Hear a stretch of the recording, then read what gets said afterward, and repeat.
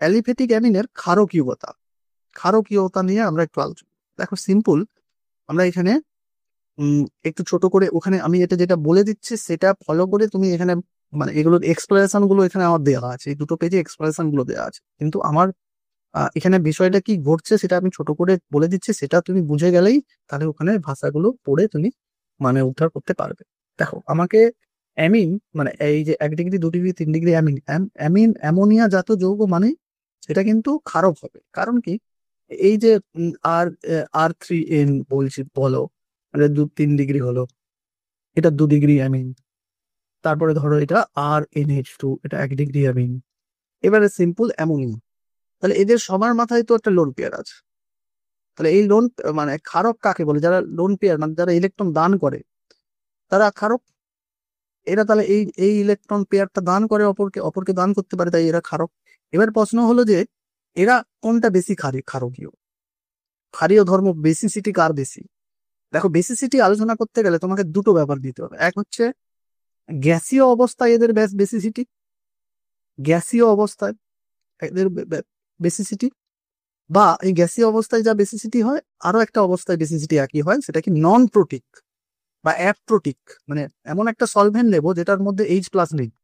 নন প্রোটিক দ্রবণে দ্রবণে দ্রবীভূত অবস্থায় বেসিসিটি, গ্যাসীয় অবস্থায় বা নন প্রোটিক দ্রবণে দ্রবীভূত অবস্থায় বেসিসিটির যদি অর্ডার করি, তাহলে দেখো সেটা বুঝতে তোমাদের খুব একটা অসুবিধা হওয়ার কথা নয়। তার জন্য আমি কি করছি, 3 ডিগ্রি অ্যামিনটাকে আমি একটু খুলে লিখছি, এরকম খুলে লিখছি।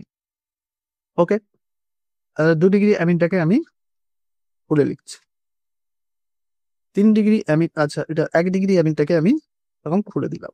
আর সিম্পল এটা অ্যামোনিয়া। দেখো আর এর কি আছে, প্লাস আই এফেক্ট আছে। প্লাস আই এফেক্ট মানে তারা ইলেকট্রন ফেলে, ইলেকট্রন অ্যামোনিয়া নাইট্রোজেনের দিকে ঠেলে দিচ্ছে, তার মানে এখানে ইলেকট্রনের ডেন্সিটি বেড়ে যাবে। এবারে দেখো ইলেকট্রনের ডেন্সিটি যদি কোথাও বেড়ে যায় তাহলে সেই কি ইলেকট্রন দান করার প্রবণতা বেড়ে যাবে, ইলেকট্রন দান করার প্রবণতা বেড়ে যাবে, তার মানে তার বেসিসিটি বেড়ে যাবে।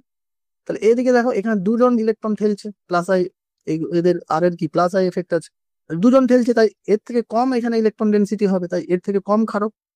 তাহলে এখানে একজন ঠেলছে, তাহলে এখানে এর থেকেও কম হবে, তাহলে এটা এখানে দেখো ইলেকট্রনটা যা আছে এখানে এই ইলেকট্রন ডেন্সিটি বাড়ানোর মতো কেউ নাই, তাহলে এটা সবচেয়ে কম ক্ষারক, অ্যামোনিয়াটা সবচেয়ে কম ক্ষারক। তাহলে 3 ডিগ্রি হচ্ছে আমাদের সবচেয়ে বেশি ক্ষারক, তারপরে 2 ডিগ্রি, তারপরে 1 ডিগ্রি, তারপরে অ্যামোনিয়া। ওকে, তাহলে এটা আমাদের গ্যাসীয় অবস্থায় বা নন প্রোটিক দ্রবণে ওকে। কিন্তু আমাদের একটু কঠিন বিষয় মানে বিষয়টা মনে রাখবে, একটু কঠিন হয়ে যায় কোথায় না, যদি জলীয় দ্রবণে এদের ক্ষারকত্ব জিজ্ঞাসা করে। ওকে, যদি জলীয় দ্রবণে জিজ্ঞাসা করে তাহলে এখানে আমার দেখবে আমার যে নোড আছে, তাহলে এখানে অ্যাপ্রোটিক দ্রাবকে বা এখানে গ্যাসীয় অবস্থায়ও কিন্তু কথাটা সঠিক, এখানে উল্লেখ নেই বটে কিন্তু মনে রাখবে। তাহলে তার এই যে এখানে দেখো এইটা আমার বলা আছে, এটা পড়লে তুমি এবারে আমি যতটা বলে দিলাম ভাষাটা পড়ে দেখো, পরীক্ষার কোশ্চেন কিন্তু আসেই, অ্যামোনিয়ার ক্ষারকত্ব দিয়ে পরীক্ষা আসতে পারে, তা এরও পেয়ে যাবে। কিন্তু এবারে আমরা এদিকের পেজে আমি লিখেছি যে আমার যদি এখানে যদিও হেডলাইন নেই কিন্তু এর কথাটা এটাই লেখা আছে, যদি জলীয় দ্রাবকে থাকে, জলে থেকে দেখে যে জলের সঙ্গে হাইড্রোজেন বন্ড করছে, তাহলে কে বেশি ক্ষারকীয়। দেখো তার ব্যাপারটা বুঝিয়ে দিচ্ছি একেবারে, একটু একটু মন দাও। কি হচ্ছে দেখো, আমরা যখন তাহলে আমরা প্লাস আই এফেক্ট দিয়ে দেখলে আমি আগে করে নিই, মানে যখন জলে দ্রবীভূত অবস্থায়ও থাকবে তখনও তো প্লাস আই এফেক্ট কাজ করবে। প্লাস আই এফেক্ট অনুযায়ী 3 ডিগ্রি তাহলে বেশি ক্ষারীয়, সেটা আমরা আগেই এক্সপ্লেন করলাম। আমি অ্যামোনিয়াটা এখন নিচ্ছি না ধরে, তাহলে 3 degree 2 degree 1 degree. Okay, plus I effect অনুযায়ী এই অর্ডার।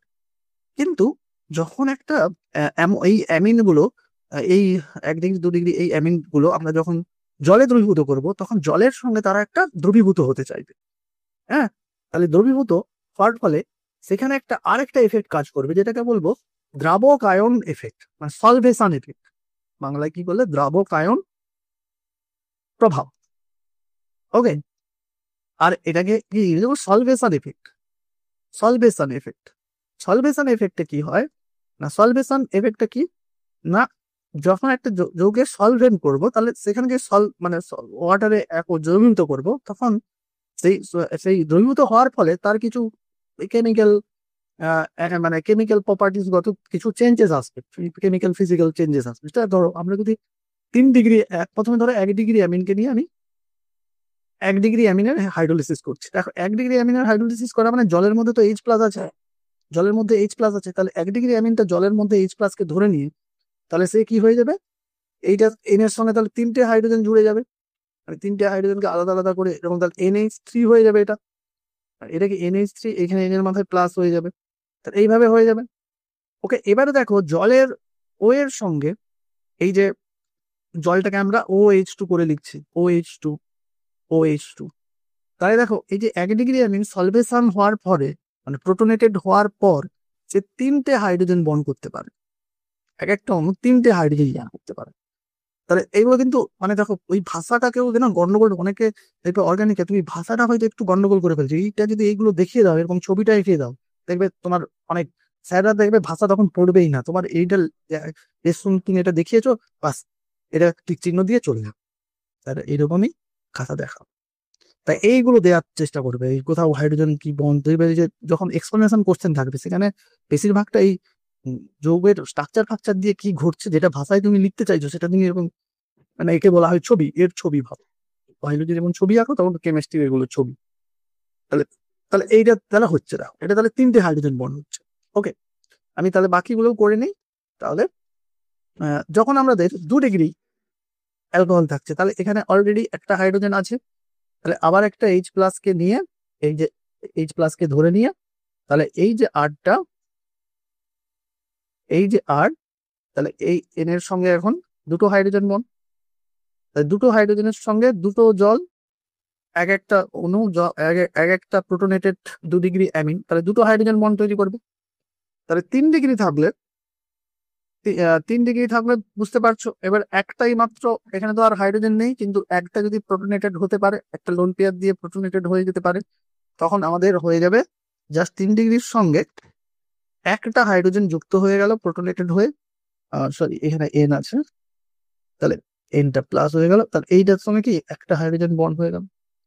ওকে, দেখো তাহলে লক্ষ্য করার বিষয় যে 1 degree amine, 2 degree amine, 3 degree amine, 1 degree amine ভালো সলভেশন হবে, মানে তার লাভ সে ভালো দ্রবীভূত হবে, সলিউট হবে, মানে সলভেটেড হবে, ভালো দ্রবীভূত মানে ইজিলি দ্রবীভূত হবে, সহজে দ্রবীভূত হবে 1 ডিগ্রি অ্যামিন, কারণ সে 2-3টে যারা যারা জলের সঙ্গে দ্রবীভূত হয় তারা জলের সঙ্গে অ্যাকচুয়ালি হাইড্রোজেন বন্ড তৈরি করতে পারে বলে জলের সঙ্গে দ্রবীভূত হয়। তাহলে এখানে এখানে আমাদের 1 ডিগ্রি অ্যামিনটা 3টে যেহেতু হাইড্রোজেন বন্ড তৈরি করছে তাহলে এটা সহজে দ্রবীভূত হবে।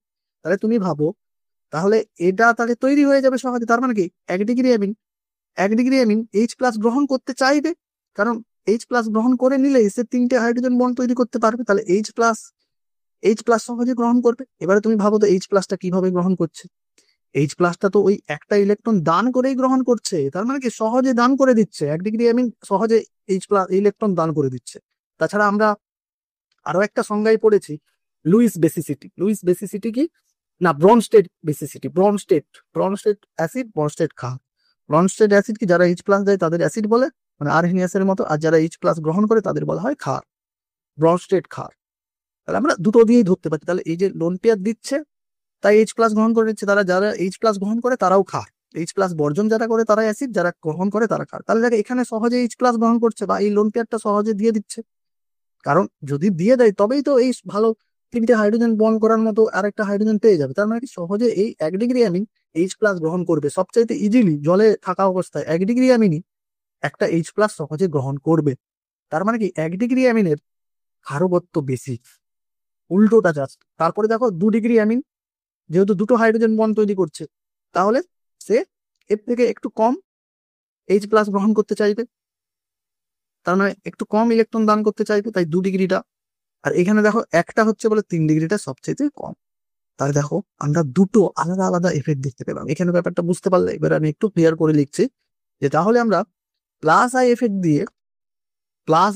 দিয়ে আমরা পেলাম 3 ডিগ্রিটা হচ্ছে বেশি ক্ষার, মানে ক্ষারকত্বের যে বেসিসিটির যে অর্ডার, দুটো অপোজিট অর্ডার পেলাম, দুটো এফেক্ট। যখন জলে দ্রবীভূত অবস্থায় প্লাস আই এফেক্ট কাজ করছে তখন সেই প্লাস আই এফেক্ট দিয়ে ধরলে তাহলে 3 ডিগ্রিটা সবচেয়ে বেশি ক্ষারকত্ব হবে, তারপরে 2 ডিগ্রি, 1 ডিগ্রি। আবার সলভেশন এফেক্ট দিয়ে ধরলে তাহলে সেখানে আমরা দেখছি সলভেশন এফেক্ট দিয়ে ধরলে সেখানে আমরা দেখছি 1 ডিগ্রি অ্যামিন, সবচেয়ে বেশি খারাপ, তারপরে 2 ডিগ্রি, তারপর 3 ডিগ্রি। এবারে এই দুজনের প্রভাব তো একই সঙ্গে কাজ করছে। এবারে দেখা যাচ্ছে, দেখো এই মাঝে যে 2 ডিগ্রি রয়েছে, তার এর ক্ষেত্রেও মাঝে 2 ডিগ্রি, এর ক্ষেত্রেও মাঝে 2 ডিগ্রি, তাই এই দুটো এফেক্টের অপোজিট এফেক্টের কার্যকলাপে তাহলে ওভারঅল ভাবে দেখা যাচ্ছে 2 ডিগ্রিটাই হচ্ছে বেশি খারাপ, 2 ডিগ্রিটাই হচ্ছে বেশি খারাপ। তারপরে 1 ডিগ্রি হবে না 3 ডিগ্রি, সেটার আবার একটা গল্প আছে। এটা হয়তো অনেকেই এড়িয়ে যাও, এখানেও আবার একটা গল্প আছে। কি গল্প? সেটা হলো, তাহলে 2 ডিগ্রিটা কিন্তু বেশি হবে, তাহলে একটু মাথায় রাখো যে 2 ডিগ্রিটা বেশি হবে। এবারে 2 ডিগ্রির পরে 2 ডিগ্রির পরে 1 ডিগ্রি, তারপরে 3 ডিগ্রি হতে পারে, বা 2 ডিগ্রির পরে তারপরে 3 ডিগ্রি, তারপরে 1 ডিগ্রি হতে পারে। মানে এই দুটো দুটো অ্যালকাইল, আলাদা আলাদা অ্যালকাইল গ্রুপের ক্ষেত্রে খাটবে। আমি এখানে লিখেছি যখন বলে দিই, তাহলে যদি আর গ্রুপটা আমার আর গ্রুপটা মানে ওই যে ডিগ্রির যে আর গুলো, মানে 1 ডিগ্রি, 2 ডিগ্রি, 3 ডিগ্রির আরটা যদি মিথাইল হয়, তাহলে কিন্তু এই অর্ডারটা হবে। আর যদি আরটা ইথাইল হয়, C2H5 হয়, তাহলে কিন্তু এই অর্ডারটা হবে। এটার কারণ, এটারও এক্সপ্লেনেশন আছে, ওখানেও আমার দেওয়া আছে এক্সপ্লেনেশন। ওকে, দেখো আমি সেটা আগে দেখিয়ে দিচ্ছি, তারপরে এক্সপ্লেনেশনটা ছোট করে বলে দিচ্ছি। দেখো এইখানে, দেখো যদি মানে জলীয় দ্রবণে যদি মিথাইল হয়, তাহলে দেখো যদি মিথাইল গ্রুপ হয়, তাহলে দেখো 2 ডিগ্রিটা আগে, তারপরে 1 ডিগ্রি, তারপরে 3 ডিগ্রি। আর যদি ইথাইল গ্রুপ হয়, তাহলে 2 ডিগ্রি, 2 ডিগ্রি সবসময় আগে আছে, তারপর দেখো 3 ডিগ্রি, তারপর 1 ডিগ্রি। তার এর কারণটা হচ্ছে, দেখো আমি বলে দিচ্ছি, এর কারণটা হচ্ছে আর যদি তাহলে আমরা অ্যাকচুয়ালি তাহলে 3 ধরনের আমি লিখে নিই, মানে তিনটে, একটা মিথাইল দিয়ে অ্যামিন গুলো লিখে নিই, আর তারপরে ইথাইল দিয়ে অ্যামিন গুলো লিখে নিই। তাহলে এটা মিথাইল দিয়ে অ্যামিন, এটা হচ্ছে 3 ডিগ্রি, এটা হচ্ছে 2 ডিগ্রি, আর এটা হচ্ছে আমার 1 ডিগ্রি। ওকে, 1 ডিগ্রি অ্যামিন। এবারে ইথাইল দিয়ে যদি লিখি, তাহলে কি CH3, CH2N, CH2, CH3, CH2N, CH3, CH3, CH2, NH, CH2, CH3, তারপরে CH3, CH2, NH2। ওকে, দেখো এটা লক্ষ্য করার বিষয়, তাহলে 3 ডিগ্রি, 2 ডিগ্রি, 1 ডিগ্রি। ওকে, এখানে 3 ডিগ্রি, 2 ডিগ্রি, 1 ডিগ্রি।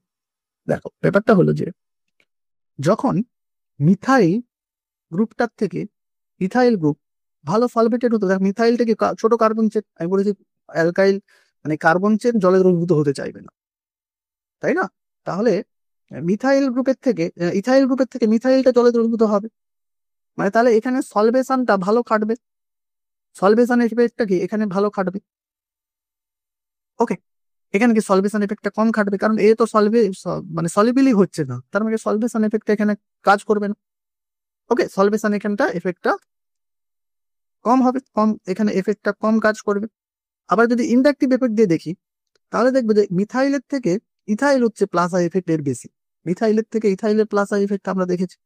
তাহলে দেখো এখানে আবার ইন্ডাকটিভ এফেক্ট বেশি, অর্থাৎ ইন্ডাকটিভ এফেক্ট দিয়ে যে অর্ডারটা এখানে বেশি খাটবে, আর এখানে কি ইন্ডাকটিভ এফেক্ট দিয়ে অর্ডারটা কম খাটবে।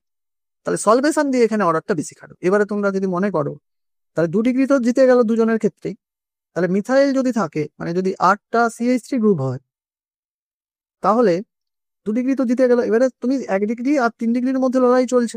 এবারে বলো, আমি এক্ষুনি বললাম যে এখানে সলভেশন এফেক্টটা বেশি খাটবে, ইন্ডাকটিভ এফেক্টটা কম খাটবে। তাহলে সলভেশন এফেক্ট অনুযায়ী কি, সলভেশন এফেক্ট অনুযায়ী আমরা তো আলোচনা করে এলাম 1 ডিগ্রিটা বেশি, তারপরে 2 ডিগ্রি, তারপরে 3 ডিগ্রি। তাহলে 2 ডিগ্রি তো জিতে গেল, সে তো আগে চলে গেল। তাহলে সলভেশন এফেক্ট অনুযায়ী তাহলে 1 ডিগ্রি 3 ডিগ্রির থেকে 1 ডিগ্রি বেশি, তাই কি 1 ডিগ্রি, তারপর কি 3 ডিগ্রি। ওকে, এবারে দেখো যদি 8টা CH3, হয়, অর্থাৎ ইথাইল গ্রুপ হয়, তখন দেখো আমি কি বলেছি, সলভেশন এফেক্টটা কম খাটবে, তাহলে এখানে তখন এটা খাটবে না, কম খাটবে, কম এফেক্টেড হবে, তাহলে ইন্ডাকটিভ এফেক্টটা বেশি হবে। ইন্ডাকটিভ এফেক্ট অনুযায়ী কি কে বেশি হয়, 3 ডিগ্রি, তারপরে 2 ডিগ্রি, তারপরে 1 ডিগ্রি। তাহলে দেখো আমরা তো 2 ডিগ্রি তো দুটোর ক্ষেত্রে জিতে গেছে, তাহলে এক্ষেত্রে দেখো 3 ডিগ্রিটা আগে আসবে, তারপরে 1 ডিগ্রি। এভাবে আমাদের ব্যাপারটা মাথায় রাখবে।